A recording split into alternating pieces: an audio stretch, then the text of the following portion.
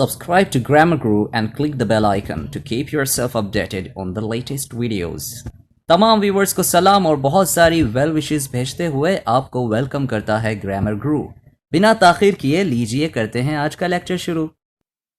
अस्सलाम वालेकुम। तो आज के इस लेक्चर में हम बात करने वाले हैं टाइप्स ऑफ सेंटेंसेस की। अगर हम बात करें टाइप्स ऑफ सेंटेंसेस की, there are 6 types of sentences in English language. The first one is affirmative, the second one is negative, the third one is interrogative, the fourth one is imperative and the fifth one is exclamatory sentences and the sixth and the last one is objective sentences.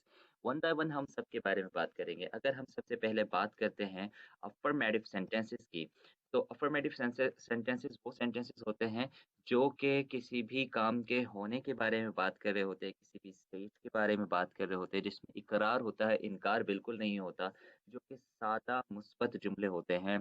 अगर उसको उर्दू में बताया जाए तो इसके meanings होते हैं मुस्बत जुमले। जैसे कुछ एग्जांपल्स मैंने यहाँ लिखी हैं।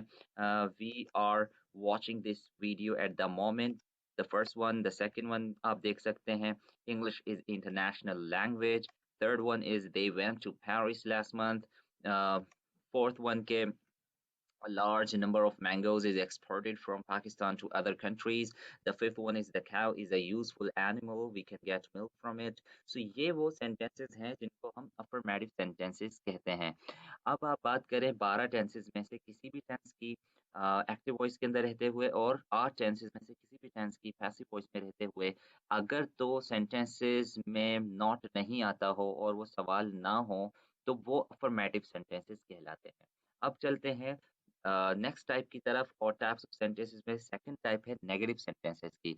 जैसे आपने अफर्मेटिव सेंटेंसेस में देखा, वहां पर नॉट नहीं था, यहाँ पर आपको नॉट मिलेगा, या तो नो मिलेगा या नॉट मिलेगा, या कॉन्ट्रैक्टेड वे में हेल्पिंग वर्ब के साथ नॉट मिलेगा। जैसे कि पहली एग्जांपल पे we aren't watching this video at the moment, जिसको हम दूसरे लफ्जों में अगर कॉन्ट्रैक्टेड वे में ना यूज करना चाहें, ना कहना चाहें, तो हम कैसे कहेंगे? We aren't watching this video at the moment. We are not, I mean, we are not watching this video at the moment.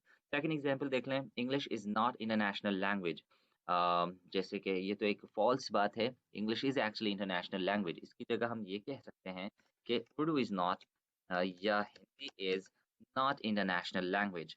तो ये हो सकता है। जैसे हम आगे आगे बात करें, they did not go to Paris last month, they went to Canada। तो ये सही हो जाए, they went to London, यानी वो लंदन गए थे, पेरिस नहीं गए थे। तो ये जो ना वाले जुमले होते हैं, जितने इनकारिया जुमले होते हैं, उनको नेगेटिव सेंटेंसेस का नाम दिया जाता है। अब बात करते हैं थर्ड टाइप ऑफ सेंटेंसेस की, which is actually interrogative sentences. Interrogative sentences में रहते हुए अगर हम बात करें, तो मैं आपको पहले पेज पर लेकर आऊंगा अपनी प्रेजेंटेशन की, और यहाँ पर आपको दिखाऊंगा कि इंटेरोगेटिव सेंटेंसेस के अंदर 3 मजीद सब टाइप्स होती हैं। Number 1 is positive interrogative sentence, the second one is interrogative negative sentence, and the third one is WH interrogative sentence। WH interrogative sentences में भी 2 टाइप हो सकती हैं, WH interrogative positive sentence and WH interrogative negative sentence।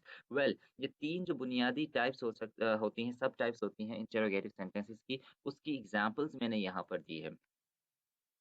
जैसे कि पहला sentence है, are your friends also watching this video at the moment, क्या आपके दोस्त अभी ये वीडियो आपके साथ देख रहे हैं?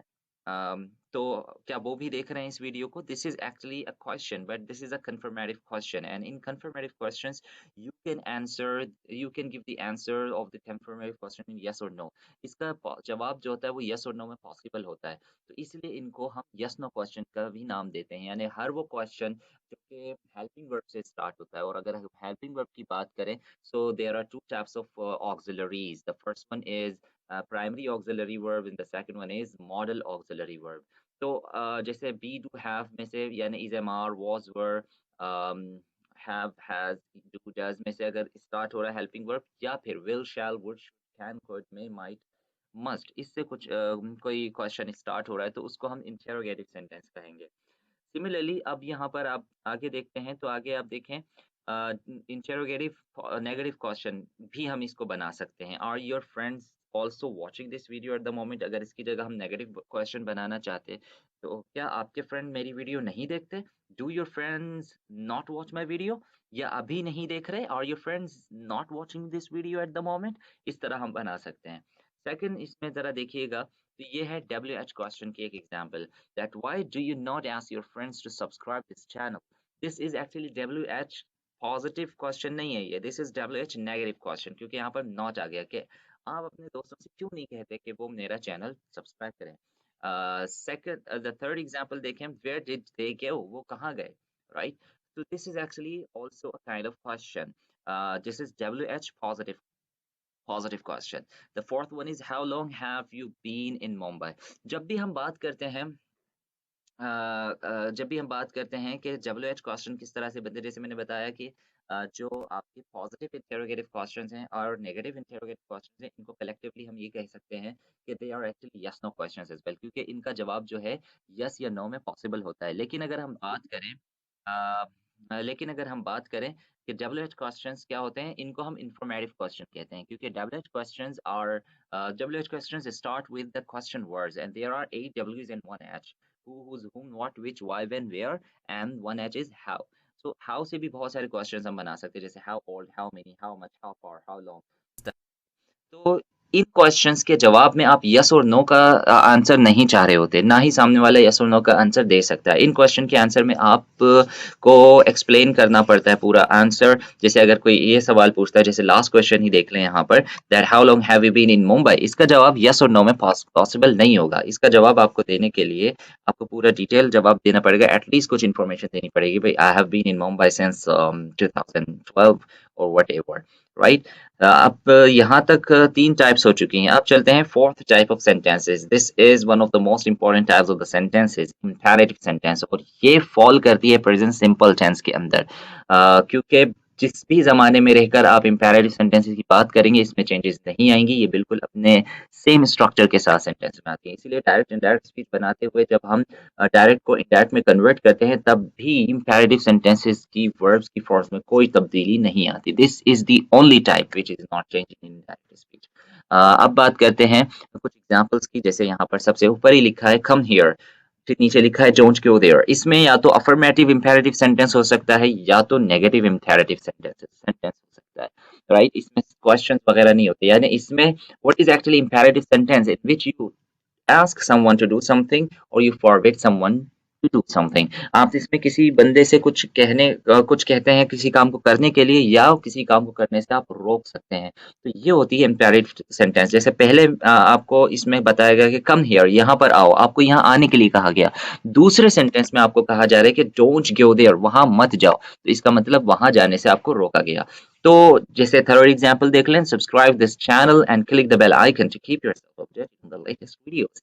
इसकी बात करते हैं। अच्छा, इसमें कुछ मूड्स होते हैं, इम्पेरेटिव सेंटेंसेस के अंदर कुछ मूड्स होते हैं, और वो मूड्स किस तरह से होते हैं, या तो आप किसी सामने वाले को जब किसी काम को करने का कहते हैं या किसी काम से रोकते हैं, तो इसको इसको आप ऑर्डर वे में कह सकते हैं, यानी कमांडिंग वे में, या फिर आप इसको एडवाइस कर सकते हैं, सजेस्ट करते हैं किसी को, जैसे थर्ड वन पे सजेस्ट है, ठीक है। नंबर वन पे आप समझ सकते हैं, किसी को आप ऑर्डर कर सकते हैं, किसी को मना भी करते हैं, तो वो ऑर्डर वे में हो सकता है, सजेशन भी हो सकती है, और ये एक रिक्वेस्ट भी होती है, जैसे नंबर 4 सेंटेंस में मैंने बताया, यहाँ पर लिखा है please do me a favour, ये एक रिक्वेस्ट है। अगर ये इस प्लीज की जगह हम काइंडली भी लगा सकते हैं, जैसे फिफ्थ एग्जाम्पल पे लिखा है काइंडली एक्सेप्ट माई लीव एप्लीकेशन। अगर हम प्लीज और काइंडली लिखते हैं रिटन कम्युनिकेशन में, तो इससे बात वाज़ेह हो जाती है कि this is imperative sentence but in requesting mode. लेकिन अगर आप ऑरली किसी से कह रहे हैं, वर्बली बात कर रहे हैं, सो इसमें क्या होता है कि आप प्लीज और काइंडली तो लगाते हैं, लगाना बेहतर है, लेकिन अगर आपके फेशियल एक्सप्रेशंस भी कभी कभी आपके चेहरे पे रोनुमा होने वाले जो तासुरात होते हैं, वो भी कभी कभी जो है आपकी बात सुनने वाले अंदाजा लगा लेते हैं कि आप रिक्वेस्ट कर रहे हैं। जैसे अगर प्लीज हटा के डू मी अ फेवर कहा जाए और रिक्वेस्टिंग वे में कहा जाए कि यार do me a favour, so it means what, कि you are actually requesting someone. लेकिन ये तब पॉसिबल होता है जब आपको वो सामने वाला देख रहा हो या प्रॉपरली आपका लहजा सुन रहा हो। लेकिन जब आप लिखते हो किसी को, तो वहां पर आपको प्लीज और काइंडली लगाना लाजमी होता है। वैसे भी लगाएं तो this is really a kind of magical word please. या अब चलते हैं फिफ्थ टाइप ऑफ सेंटेंस की तरफ। Fifth type of sentence is actually exclamatory sentence. Exclamatory means exclamation, यानी जब आप किसी गुस्से का इजहार करते हैं, खुशी का, गम का, अपनी फीलिंग्स का इजहार करते हैं और वो इजहार आप अपने अल्फाज में ढालते हैं, तो वो अल्फाज जो है वो सेम टोन पर नहीं अदा होते, उनकी उनके बात करने का अंदाज अलग होता है। जैसे अगर मैं कह रहा हूँ कि it's too hot today, same अंदाज में कह रहा हूँ बगैर इमोशंस के साथ, तो this is not exclamatory sentence. लेकिन अगर मैं इसमें एक्सप्रेशंस का इजाफा कर दूंगा तो मैं कहूंगा oh it's too hot today, so this is what, this is exclamatory sentence. Affirmative तो रहेगा अपनी जगह, लेकिन ये एक्सक्लेमेटरी सेंटेंस भी हो जाएगा। एक्सक्लेमेटरी सेंटेंस की खासियत ये होती है कि इसके आखिर में हम मार्क ऑफ एक्सक्लेमेशन लगाते हैं। इसी तरह हम यहाँ देखते हैं, कुछ मैंने एक्सक्लेमेशन के लिए पांच पांच हेडिंग्स लिखी हैं कि किस तरह के आप फीलिंग्स को एक्सक्लेम कर सकते हैं। जैसे कि एंगर है, फ्रस्ट्रेशन है, हैप्पीनेस है, सोरो है, सरप्राइज है। इसमें मजीद एग्जांपल्स भी लिखी है मैंने। एंगर के अंदर लिखा है no you do not have permission to go out this late. यहाँ पर अगर ये बात करने वाले ने बात कही होगी किसी को, तो उसने लाउड टोन में कही होगी, एक्सप्रेशन के साथ, एंगर के साथ कही होगी, तभी इसको एक्सप्रेशन। अगर एंगर के साथ नहीं कही है, बगैर किसी एक्सक्लेमेशन की कही है, तो इट मीन्स कि this is not exclamatory sentence, this is just negative sentence. क्योंकि यहाँ नॉट आ रहा है तो ये नेगेटिव सेंटेंस होगा। फ्रस्ट्रेशन में देखें, it's too late now, I can't wait for my van to pick me up, this is also an example of exclamatory sentence. Third one is happiness, fourth one is sorrow, the fifth one is surprise. आप पढ़ सकते हैं। The fifth one I'm repeating, oh my gosh, I saw a terrible collision, two lorries. Oh my gosh के बाद आपने same sentence बोला, same tone पे बोला, I saw a terrible collision of two lorries, इसलिए उस सेंटेंस के आखिर में मार्क ऑफ एक्सक्लेमेशन नहीं आया, लेकिन oh my gosh is actually purely an expression of it's a kind of interjection, or you can say an exclamatory expression. So ये हम इसके बाद हम mark of exclamation लगाएंगे। लेकिन इसी के सेकंड सेंटेंस में देखें, someone was following me while I was coming back to work. This is what कि you are afraid of something or someone, and you are telling someone as you just came back home, and you are just telling, or as you just came back to office, you are saying कि जब मैं lunch break के बाद वापस आ रहा था office, तो कोई मेरा पीछा कर रहा था, तो दिस व्हाट समथिंग, कि ये भी एक्सक्लेमेटरी सेंटेंस हो सकता है। उम्मीद करता हूँ आप ये बात समझ गए होंगे। अगर आपको मैं एक्सक्लेमेटरी सेंटेंसेस या ऊपर की बयान करदा किसी भी टाइप ऑफ सेंटेंसेस में प्रॉब्लम है या अभी समझ में नहीं आई, तो आप कमेंट में लिख दें, I will explain it more in my next video. Last type of sentence is optative sentence. This is किसी को दुआ जब हम देते हैं, this is called optative sentence. दुआ देने के तीन तरीके मैंने यहाँ पर बयान किए हैं। या तो आप डायरेक्टली वर्ब से सॉरी, या तो आप डायरेक्टली गॉड या अल्लाह लिख करके आप किसी को दुआ दे सकते हैं, जैसे अल्लाह ब्लेस यू यार, या God bless you, almighty bless you, divine bless you, इस तरह से आप कह सकते हैं। Most common is God bless you. दूसरा तरीका ये है जो कि मॉडल वर्ब के साथ स्टार्ट होता है। ये मे की एक खासियत है, मे दुआइया जुमलों के लिए भी इस्तेमाल होता है। तो मे के जो यूजेस होते हैं, जैसे परमिशन यूज होता है मे का यूज होता है पॉसिबिलिटीज, इसी तरह मे का यूज ये भी होता है कि किसी को दुआ देनी हो तो सबसे पहले जुमले में ये लगा दें, may you be blessed, right. इसका मतलब भी वही है जो गॉड ब्लेस यू में है। इसी तरह थर्ड एग्जाम्पल, सेम सेंटेंस के लिए थर्ड वे क्या है, स्टे ब्लेस्ड।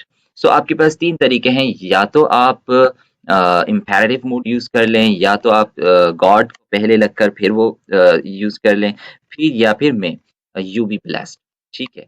सो ये थी six types of sentences. Repeat करता चलूं, number one is affirmative, number second is interrogative, number third is interrogate sorry number one is affirmative, number second is negative, number third is interrogative. और interrogative के अंदर ये तीन types बताई, ठीक है, an imperative sentence, exclamatory sentence and optative sentence.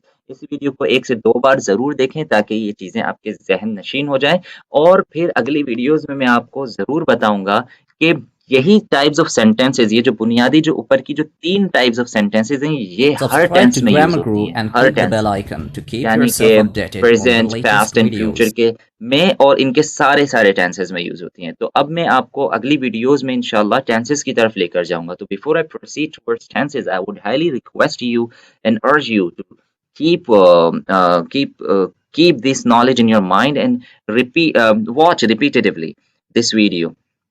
Watch repeatedly this video so that you understand all the aspects of the types of sentences, ताकि जब हम types of tenses पर आए तो वहां पर आपको पता चले कि affirmative, negative और interrogative क्या होते हैं, वहां पर आप इसमें confuse ना हो, बल्कि आप सिर्फ focus करें tenses पर. Subscribe to Grammar Guru and click the bell icon to keep yourself updated on the latest videos.